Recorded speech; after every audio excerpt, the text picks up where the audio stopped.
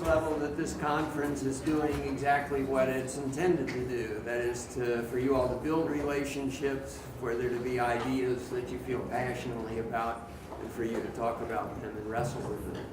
Our last session of the morning is going to be a terrific end to the morning. Our speaker is going to be Peter Greer. Peter is the executive director of Hope International. His background is in microfinance and economics. His organization quite involved with that. As you look at the books he's written, they illustrate what a perfect fit he is for this conference. So we're talking about justice. One of his books is "The Poor Will Be Glad." Our other theme is avoiding harm, and I love this title. I want to read this book, "Stop Helping Us." I gather from that title that the poor have recognized some of the problems that are out there. But the theme that he's going to address for us today, drawn from his book, the spiritual danger of doing good. So, doing justice and avoiding harm, not only harm to the poor, but harm to ourselves. I'm really looking forward to what Peter has to say. Let's read it.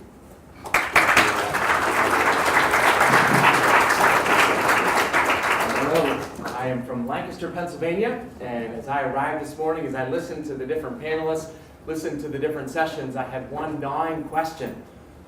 And the question was, what am I doing here? We have Gary, who I've looked up to, Brian Ficker, Shannon, we have an all-star panelist, and I kept thinking, what am I doing here? And then about halfway through the session this morning, I think I figured it out.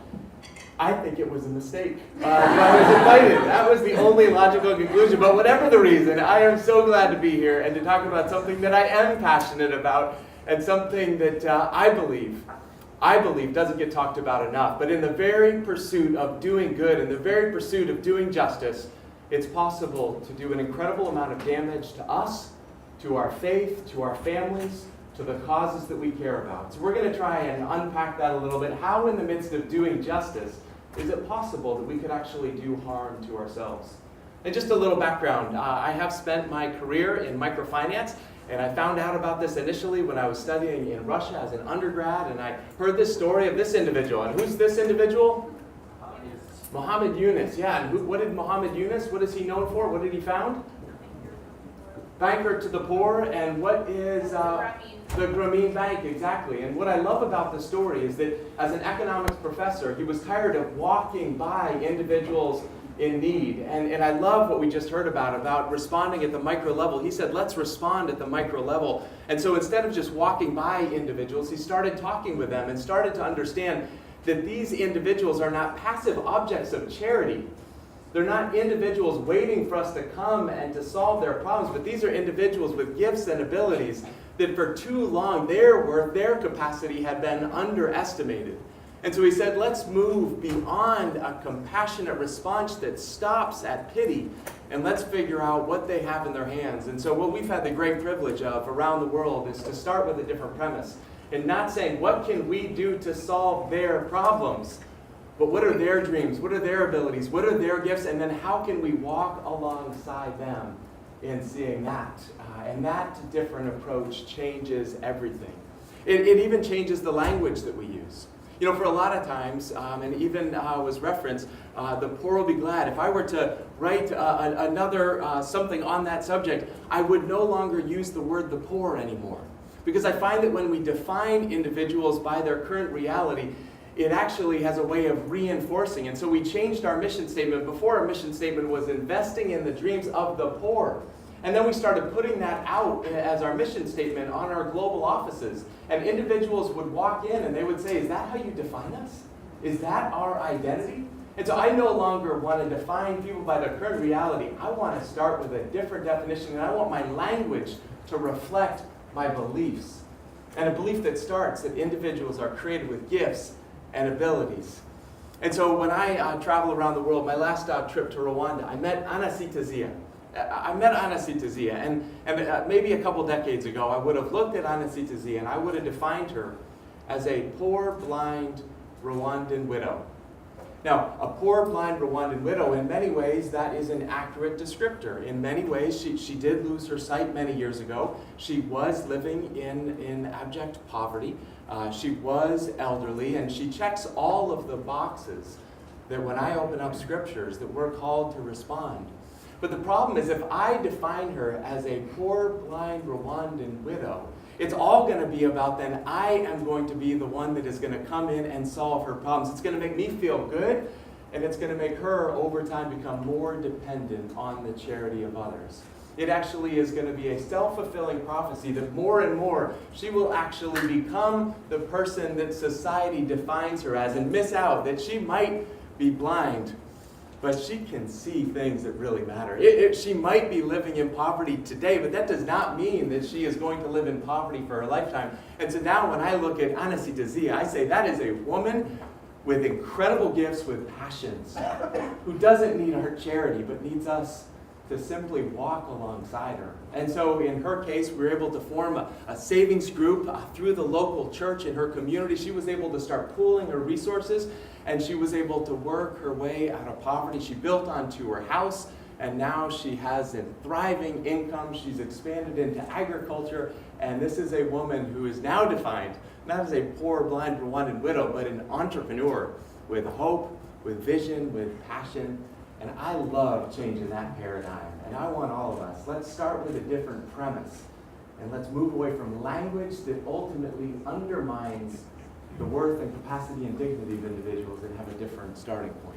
So it's been my great joy to work around the world. Hope International, we work in 16 countries. This is my passion. It is an area that I have become passionate about. It is not perfect, but investing in the dreams of families, I believe, has a capacity to a far greater long-term impact than the traditional model that I grew up with, which stopped at a handout. I think we can do better over the long term. Now, what I want to share about today, though, is in the midst of this. Now, I love when Brian Fickert's book came out, and if you haven't read it, When Helping Hurts is a game-changing book. But I think a lot of us kind of understood this process as we were doing this, that our aid and our charity can cause harm. But I didn't realize that it wasn't just our paternalism, our ways of helping others can harm them. It actually can harm us too. I think my eyes were open to this when I was living in Rwanda. My wife and I started our marriage in Rwanda, living in Kigali. And across the border in the Democratic Republic of Congo, in the year 2001, Mount Nyiragongo erupted. And Mount Nyiragongo was this volcano that in Virunga National Park, and it's where the gorillas are, and this volcano erupted. And it wasn't a volcano like we think, well, I thought of volcanoes, like kind of this massive Pompeii ash eruption. It actually was a slow-moving lava flow. And it wasn't just out of the crater, but the earth would literally open up and lava would pour out, and it went straight through the heart of Goma. Has anyone seen that? Has anyone been to Goma? Even today, you can see a lot of people here. And you can actually see where it went, and it went through the heart of the city and then into Lake Kivu. And so we showed up just a couple days after at the border and just watched streams of refugees carrying their most precious possessions on their head as they came across the border. And I remember my wife and I feeling this sense of helplessness and hopelessness. What do? We've been tasked by the organization to go and respond to a natural disaster. And watching this, I remember just feeling overwhelmed with the need and saying, what do we do? What does it look like to love in this context? Eventually, we were assigned a refugee camp outside of Gisenyi. And so as we were there, we learned that people had needs, and they actually were cold. It was high elevation, and so individuals were cold. And so we were able to source locally purchased blankets. We bought these blankets, and we had them in our van. We were ready to distribute them to the families that were around us. And as we did this, we were approached by one of the largest aid organizations. And they said, Peter, you're not allowed to distribute your blankets. And I remember kind of just being baffled. Why can't we distribute the blankets? There's need. We have something that can help.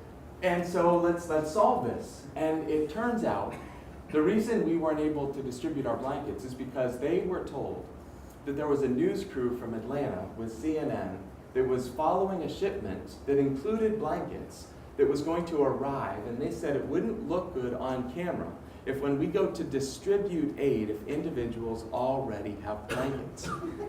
Now, I don't know about you. Maybe it's because we were living on the ground. Maybe it's because we had been there. Maybe it's because we need, but I was furious. I was absolutely furious. How dare you? How dare you use individuals for your own purposes? That's not justice. That's you using people. That's you being an abuser. That's you using individuals for your own personal gain at a moment of great need, and that's not okay. No matter what faith tradition you come from, that's not okay. That in a moment of need, you're withholding the good that you can do because it's going to make you and your organization look better. That's not okay. Now, after a couple days, it turns out that the world has a very short attention span. The attention went somewhere else. The news crew never arrived, and so we were given permission to distribute our blankets. Thank you very much. And so we were able to do it. And as we distributed the blankets, my wife and I, we ended up being able to be on the front lines of a humanitarian disaster. And so partnering with the Red Cross, we were able to not just give away blankets, but other goods. Now, at this moment, at the moment that we'd been waiting for, at the moment where we finally could give away the things that had been provided, my friend Michael, he ended up grabbing a camera, and he went over and he started taking pictures. And there was one individual in particular that had the right look. And so he had this individual walk through the line 3 times to capture the right picture. And I smiled wide. And in the back of my mind, you know what I was doing? I was not loving that person that was right in front of me. You know what I was thinking? I can't wait till my mom and dad see what a masculine Mother Teresa I've turned into. I can't wait till they see the good deeds inspired by love at this moment of great need. And here we are meeting needs. What was I doing? It's amazing how often we can criticize and critique others and yet have a plank in our own eyes. What I was critiquing the international aid organizations doing at a macro level, I was having the exact same heart posture. The exact same issue that I found it so easy to critique was taking root in my heart. It was not loving my neighbor. It was loving myself. When I saw the pictures, I remember actually being excited about seeing these pictures and can't wait to email them to the world. And this is the only one, this was separate. All the rest I threw away because it captured a phony heart posture on my attitude. Literally, I just looked at them and I got repulsed. And it's almost, I don't know if you've ever had this experience, but it's almost like you have an experience and you're expecting to see these great images, and then you see them and they don't look like you thought. It's like going to the beach and thinking it's going to be this great picture, and then this is what it looks like. It's like doesn't match what it was in your mind when you thought you were going to be there. And I destroyed these pictures because it captured on my face a heart attitude that was not rooted in love, and we need to get that picture off the screen. Here's what I believe. Eugene Peterson has this great quote that I think summarizes it beautifully. He says this. He says, "We've all met a certain type of spiritual person. He's a wonderful person. He loves the Lord. He prays and reads the Bible all the time. But all he thinks about is himself. He's not a selfish person. But he's always at the center of everything he's doing. How can I witness better? How can I do this better? How can I take care of this person's problems better? It's me, disguised in a way that is difficult to see because his spiritual talk disarms us." That was describing me. It was an attitude that was not in line with the action, the opportunity to love. There was a disconnect. And I believe today in our world where more millennials want to be seen doing good, many people believe that they're going to have a moment where they're going to be seen as doing good. It is so easy. It always has been easy, but I believe it's even easier today to let a heart posture where we become the center of the story to undermine the impact that we want to have. And so how do we make sure that in the midst of doing good, we don't destroy ourselves and the people and causes that we care about? Now, here, ultimately, I believe, are some of the outcomes. When we are at the center of our stories, this is what I think inevitably happens. The first thing is this. I believe we undermine our impact. Have you ever met someone that is so excited about their cause or their startup or their organization that it's almost like they have an impossibility to actually believe that God could be at work through anyone else or any other organization. They're the people in the parties that you want to walk away from as quickly as possible. And yet I believe this happens a lot. Enough about me. What do you think about me?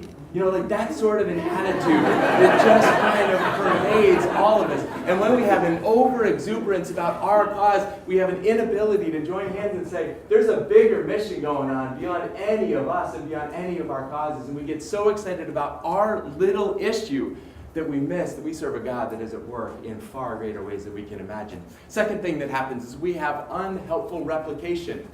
So many individuals today want to start a new organization because, candidly, you get more props when you're a founder CEO than you are when you're a branch manager. And yet I believe the default position should be, unless you can't find anyone else who's doing this cause, then start it. But the default position today is let's start something, as opposed to saying, unless you can prove otherwise, I'm going to join where God already is at work. I'm going to join people and causes that are already having an impact. I think there's a terrible, inefficient use of resources due to replication that ultimately is founded in pride, not in impact. Third thing, I believe we have a patronizing approach to those people. If I am at the center of the story, I don't care that that person walks through the line 3 times. I don't care that I don't know their name. I don't care about them because I'm really the star of the show. We end up having a patronizing approach that destroys long-term impact. Second thing that happens, we undermine our families and friends. In the midst of the high point of Hope International's growth, when things were going so fantastic, my wife sat me down after the kids were in bed and said, Peter, I love you and I'm committed to you. That's a great start, right? But then you hear the word but, and you know it's coming. She said, I love you, I'm committed to you, but I feel nothing for you anymore.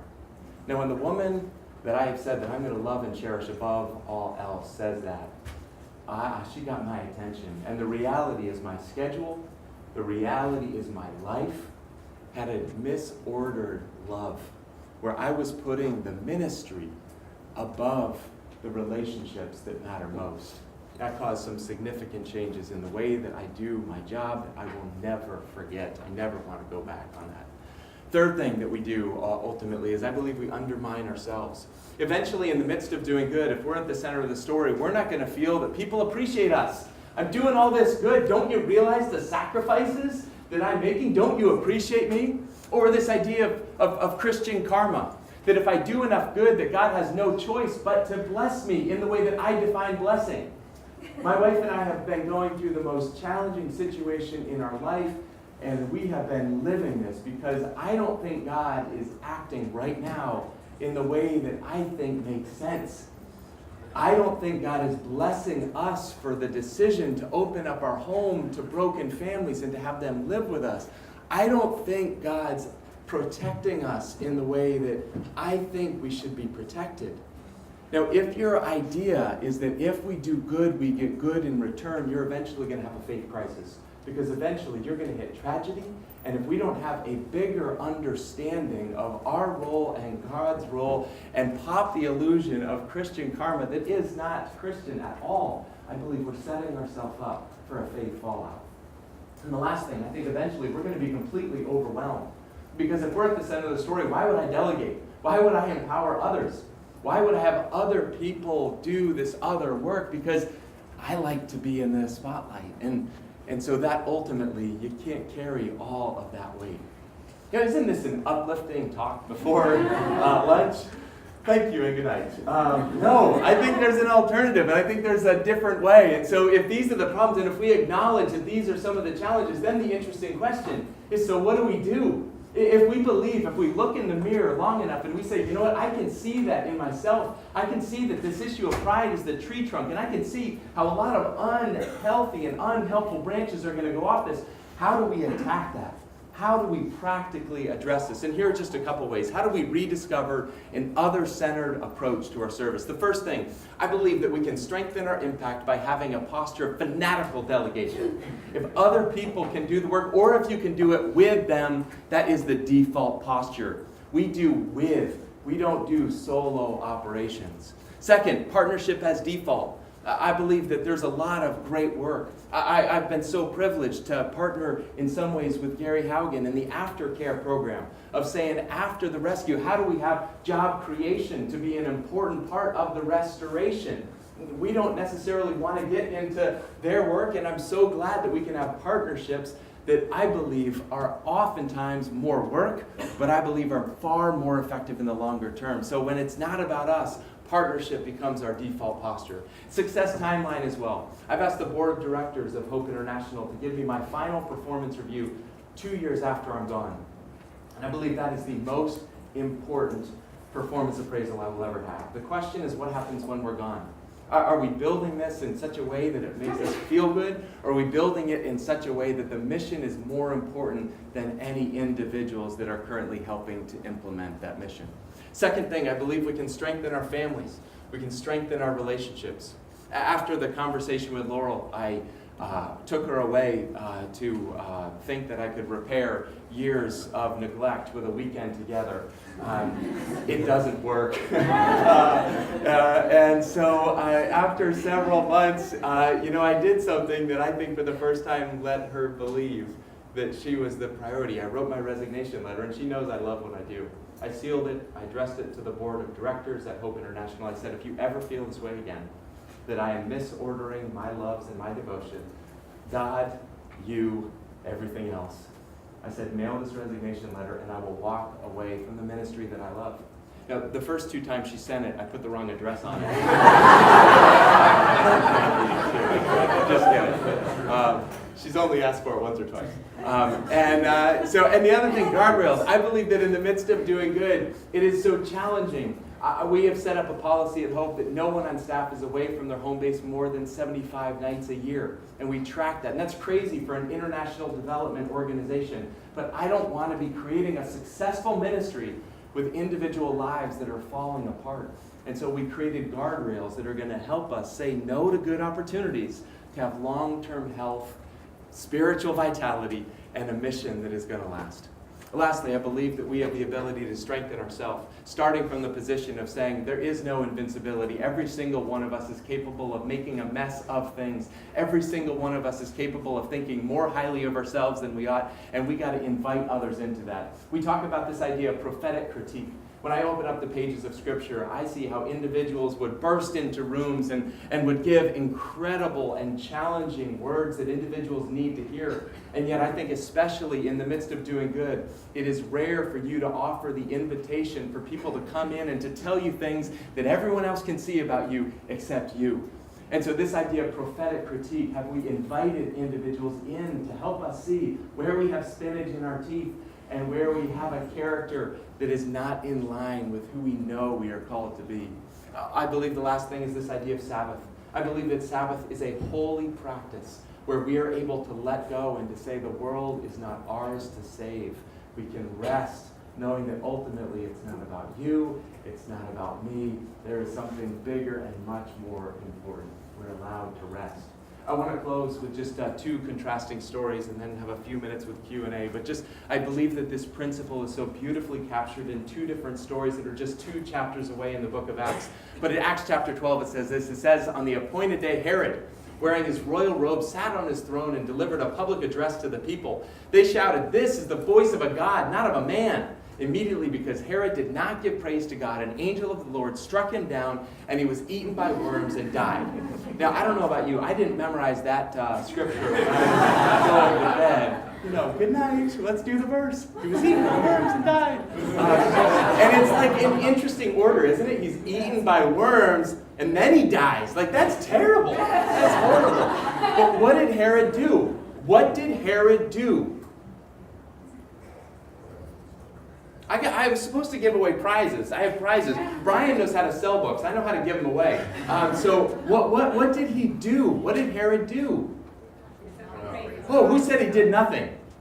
Yeah. Did not give praise to God. There you go. All right, so here. Did not give praise to God. Isn't that interesting? So people say, this is the voice of a God, not of a man. And what does he say? He just says nothing. Yeah, I kind of like the praise. The praise kind of feels good. And God says that's not okay. And then the worms start getting restless. Now, look at this. 2 chapters later, there's an incredible contrast in the story. In Lystra, there sat a man who was lame. He had been that way from birth and had never walked. He listened to Paul as he was speaking. Paul looked directly at him, saw that he had faith to be healed, and called out, "Stand up on your feet." At that, the man jumped up and began to walk.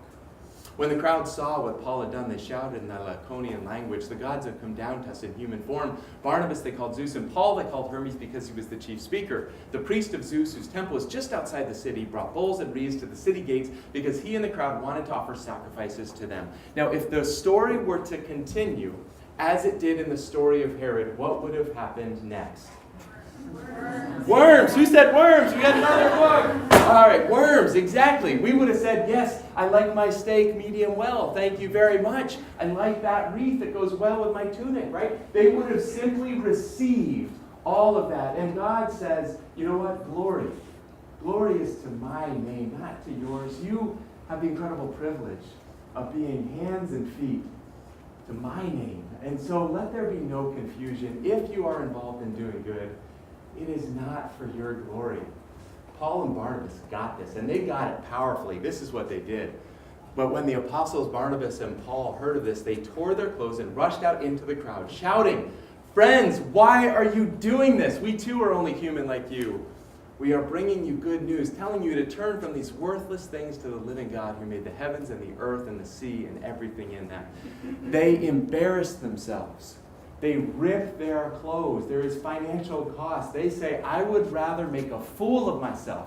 I would rather make a spectacle of myself than for one moment you think that this is about us.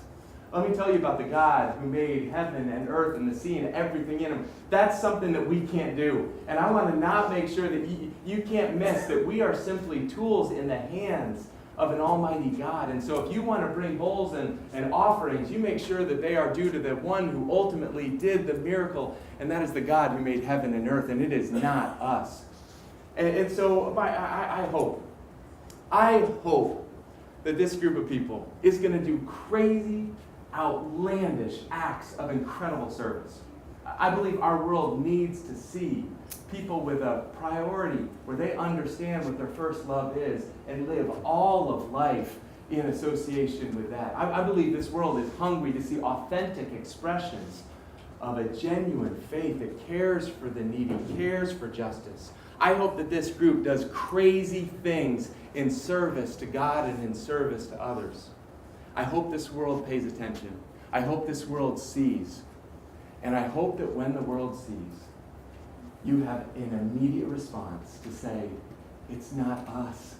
It's not us. And don't get confused. All of this good, even the desire to come, even the desire to do good, it is a gift. Do not see us, but see the God. See the one who made the heavens, the sea, the everything in it. Make sure you don't confuse what we are doing with ultimately the God who is the giver of every good gift. And that is my hope. And that is my prayer for all of you. Thank you.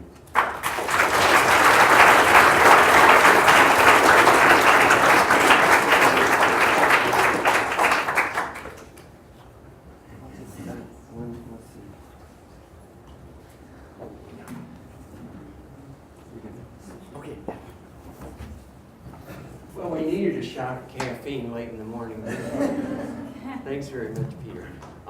So questions, we got about 5 minutes. Anybody have questions? Well, Pastor Ron, we'll hear from you later, but Thank you very much. That was a terrific presentation. Thank you very much for that. I have a question. Frequently, I think, at least in my case, I will personalize this. I find myself wrestling between humility, what do I really have to offer, and then perhaps through the encouragement of others, almost always through the encouragement of others. Well, perhaps you can do this, or you can do that, or you can do the other, and then I'm back to humility again. How do you go about recognizing the gifts that you have, performing, as you say, one hopes, incredible acts of faith, remembering that in the final analysis, whatever you do and whatever you've done are from God and to God? You know, I was hoping that I was going to use all of my time so we didn't have a Q&A because I was so intimidated by the previous questions in the earlier sessions. That's a great question. My immediate response is that we have this crazy opportunity, right? Because part of what we believe is that God has gifted us with gifts and abilities. It's at the very core of the work that we do. God has gifted us with gifts and abilities, and the question is, how do we use what we've been given? And so in some ways, we are created in the image of God with gifts and abilities, and let's affirm that. I think the key issue is not to shy away from what the incredible gifts and abilities you are, but it's one of attribution. Do we ultimately say, this is my gift? Or do we believe this is something that has been entrusted to me? And I think that attitude of attribution, thank you, and compliments to my Creator. That's sort of a heart posture. And but I don't know. And you get a book. I'll do one more question. Great. Thank you so much. Yeah, again, it was an incredible presentation, and I thought that your slide on rediscovering service was like a great, this is how you should live as a lawyer, type thing, because it was a great summary of just kind of the biggest challenges, I feel like, and the ways that you should be searching to overcome them. And I guess my question is just more of can you expand on what you said regarding family? You said that you had the resignation letter, but I imagine there was other things basically, I'm saying, a lot of us are lawyers, a lot of us are going into law, and our job and the things that we want to do, the things we want to achieve are going to be really challenging and time-consuming. And so what were kind of the ways that you, with this incredible passion you have, were able to balance that against family? Is it just the time, 5 days at home? I'm big on, you're going to think I'm a bit of a freak, but I'm going to tell you, this probably won't work for you, but I'm going to tell you what I do, because I'm a system person. I like thinking in systems, and I believe that we need systems to help us protect ourselves from ourselves. And so I have a system that tracks how many nights I'm away, and that's one system. And it counts as a night away if I'm not home to put my kids in bed. That counts as a night. So if I'm not home by 7 o'clock, that's a night away. Second thing that I did is the resignation letter. Third thing I do is I do monitoring and evaluation of the most important relationships in my life. I was struck that I was spending all this time thinking about monitoring and evaluation internationally, and I never once asked my wife how I'm doing as a dad and as a husband. And so quarterly, I take her out to dinner, and then I administer a survey. And she's normally complies with that. But I have data that can say I'm a whole lot better than I was before. And another thing is I wait 24 hours before saying yes or no to anything. I like to say yes, and I needed a system to say no. And so everything that I do, and I have a committee that helps me say yes or no to activities. And I'm at a point where everything that I say yes to comes with another no. So if I'm joining a board, that comes with going off of a board or taking a step away. So finding whatever system it is for you, but I think the big thing is that we are more intentional about things that don't ultimately matter than we are in being intentional about the things that matter most. And so I want to be intentional about the things that matter most. And speaking of things that matter most, I've got to get home tonight to my family. And so I'm going straight to the airport for a 2 o'clock flight. If I can help in any way, this is my information. I would be more than happy. I don't get back quickly, but I would get back to anything if I could try and be of help. And with that, I'm going to the airport. And thank you so much for allowing me to be here. Jenna, thank you.